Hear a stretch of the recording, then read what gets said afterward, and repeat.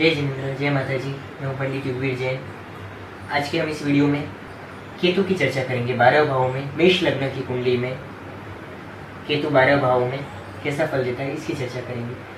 केतु राहु के जितना पापी ग्रह नहीं है। राहु केतु हमेशा सामने सामने होते हैं। केतु मोक्ष का कारक ग्रह है, केतु अध्यात्म का ग्रह है। इसके लिए राहु के जितना पापत्व केतु के अंदर नहीं है।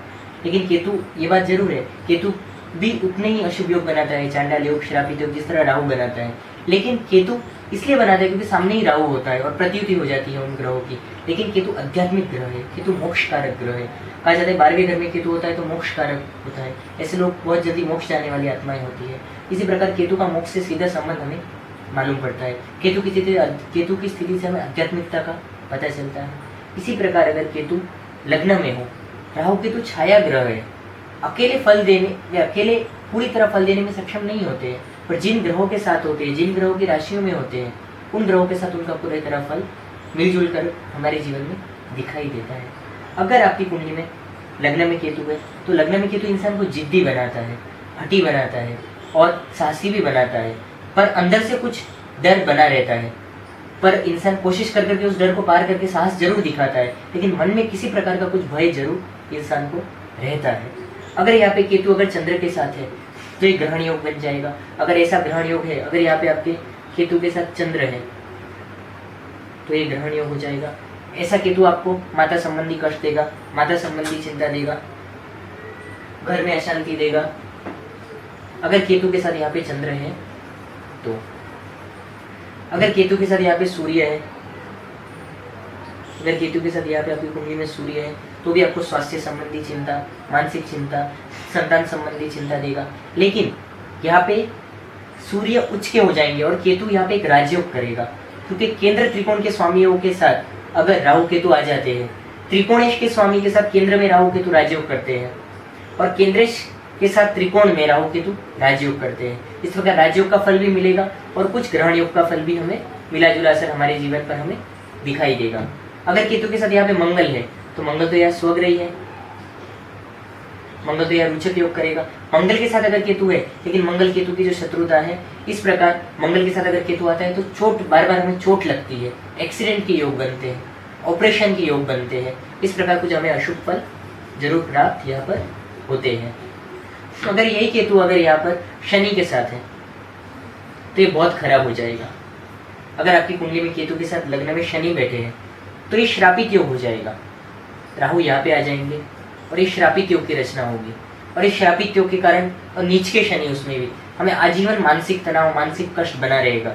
ये बहुत खराब युति होगी। अगर इस तरह की युति आपकी कुंडली में है तो शनि केतु के उपाय आपके लिए करना बहुत जरूरी हो जाते हैं।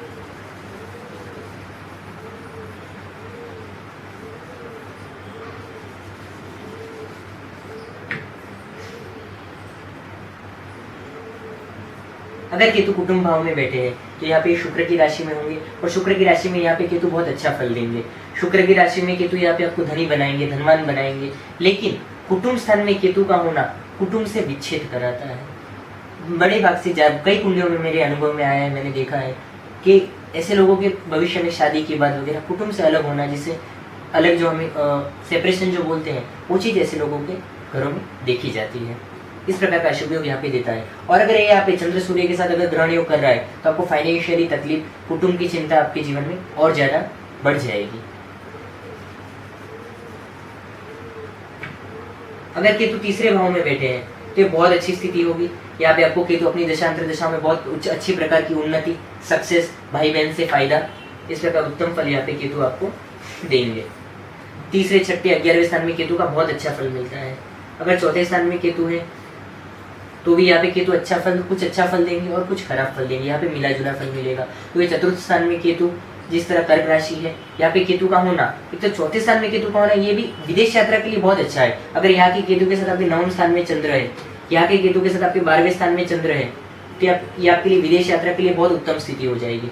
अगर चौथे स्थान में केतु है, 9वें स्थान में चंद्र, 12वें स्थान में आपके चंद्र है, तो विदेश यात्रा के लिए बहुत अच्छे योग हो जाएंगे। लेकिन अगर खाली हम अकेले चंद्र की बात करें यहाँ पर, तो ये जरूर कुछ आपसे घर पे कुछ अशांति, घर पे कुछ मानसिक अशांति आपको यहाँ पे जरूर देंगे। लेकिन बाहरी जीवन में आपको सुख और शांति मिलेगी, लेकिन घर में आपको कुछ दिक्कतें जरूर यहाँ पे ये केतु यहाँ पे देते हैं।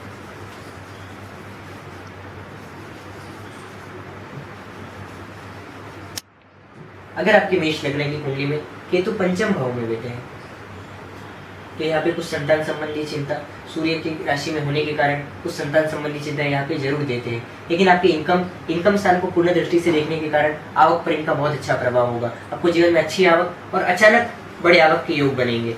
और राहु का भाग्योदय का वर्ष है 48 साल की उम्र के बाद उनका विशेष प्रभाव हमारे जीवन में दिखता है। अगर छठे स्थान में केतु है कन्या राशि में तो भी बहुत अच्छा फल देंगे, शत्रुओं को परास्त कराएंगे, विरोधियों को परास्त करेंगे, कॉम्पिटिटर्स पे आपको विजय मिलेगी, आपको अपनी लाइफ में सफलता दिलाएंगे। तीसरे, छठे और 11वें स्थान में किसी भी पाप ग्रह का होना बहुत अच्छा माना जाता है और केतु का होना भी बहुत अच्छा फल देता है इन स्थानों में।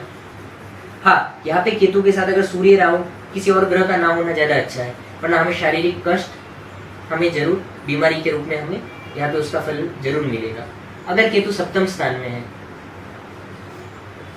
तो ये केतु के लिए बहुत खराब स्थिति है, क्योंकि सबसे खराब फल हमें मैरिज लाइफ में मिलता है। केतु अगर किसी के सातवें घर में होता है तो विच्छेद कराता है, संबंध विच्छेद कराता है। कई लोगों के बार बार ऐसी परिस्थितियां निर्माण होती है सातवें घर में केतु के कारण, बार बार डाइवोर्स तक बात पहुंच जाती है, बार बार बड़े लड़ाई झगड़े हो जाते हैं। कुछ लोग अंडरस्टैंडिंग से घर को बचा के रखते हैं। इस पर अगर शुभ ग्रह का प्रभाव हो, सप्तमेश बलवान हो, अगर सातवें घर का मालिक बलवान हो तो घर बच जाता है। लेकिन आजीवन कुछ ना कुछ इस तरह लड़ाई झगड़ा, कई बार तलाक की स्थिति, जीवन में 1-2 बार तो तलाक तक नौबत पहुंच जाती है और कई लोगों के तो बार बार लड़ाई झगड़े चलते ही रहते हैं। और अगर सप्तमेश भी बलवान नहीं है और अगर हस्बैंड वाइफ में थोड़ी भी अंडरस्टैंडिंग भी नहीं है तो ऐसा केतु डाइवोर्स करवा देता है।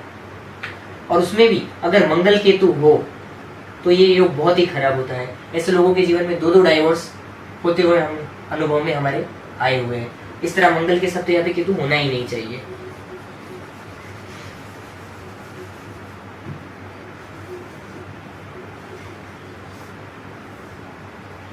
केतु अगर 8वें स्थान में हो तो ये स्थिति भी केतु के लिए 8वें स्थान में पाप ग्रह का होना अच्छी बात नहीं है। अगर यहाँ पे अगर इसी प्रकार किसी स्त्री की कुंडली में है तो ये वैधव्य योग का निर्माण होता है, यानी पति का सुख कम मिलता है।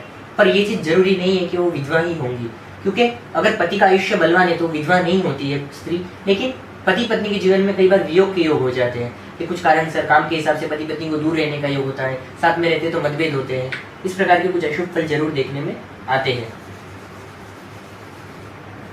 आपकी कुंडली में अगर केतु 9वें स्थान में बैठे हैं तो ये आध्यात्मिक दृष्टि से बहुत उत्तम चीज है, बहुत उत्तम योग है। अगर 9वें स्थान में केतु है तो आपको आध्यात्मिक क्षेत्र में बहुत अच्छी सफलता मिलेगी। आप ध्यान, योग, इन सब चीजों में आप बहुत अच्छी उन्नति प्राप्त कर सकते हैं। आध्यात्मिक जीवन में आप बहुत ही सफल हो सकते हैं।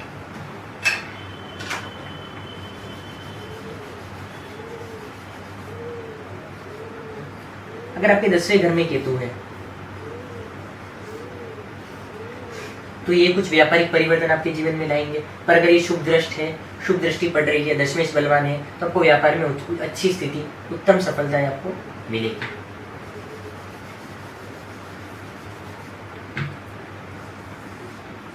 केतु अगर लाभ स्थान में है, केतु का लाभ स्थान में होना आपको अचानक लाभ देगा। केतु का काम ऐसा होता है, अचानक फल देता है, अच्छे फल हो या बुरे फल हो। अब हम अचानक नींद में से उठे और हमें पता चला कि हमारा इतना बड़ा नुकसान हो चुका है, हम अचानक उठे और हमें एक बहुत बड़ा कॉन्ट्रैक्ट मिल गया, बहुत बड़ा फायदा हो गया, ये सब चीज केतु देता है। अचानक फल देने का काम होता है केतु का। इसी प्रकार 11वें स्थान में केतु बहुत अच्छा फल देते हैं और अपनी दशा अंतर दशाओं में आपको अचानक बड़ा फायदा दिलाते हैं।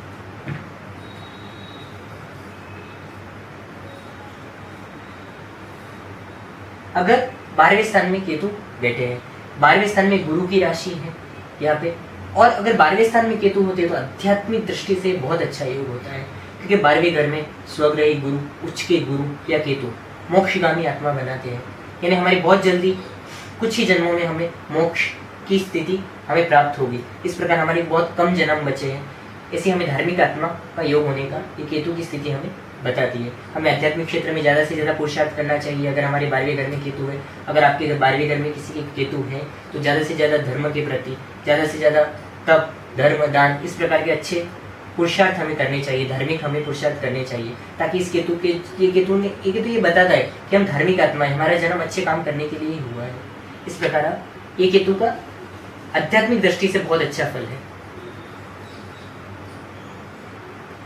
ये तो हुई केतु की 12 भावों में चर्चा। अब केतु के लिए जैन धर्म में पार्श्वनाथ भगवान की आराधना उपासना कही गई है। हिंदू धर्म में गणेश जी की उपासना कही गई है, उससे हम केतु के अशुभ प्रभावों को कम कर सकते हैं, शुभ प्रभावों को ज़्यादा बढ़ा सकते हैं। और कोई कभी भी खराब दशा में हो तो इनके जाप करने से, इनकी उपासना करने से, दान तप करने से हमें अच्छे फल मिलते हैं। केतु के हम सारे उपायों का, केतु के उपाय की वीडियो में हम चर्चा करेंगे विस्तार से। नमस्कार।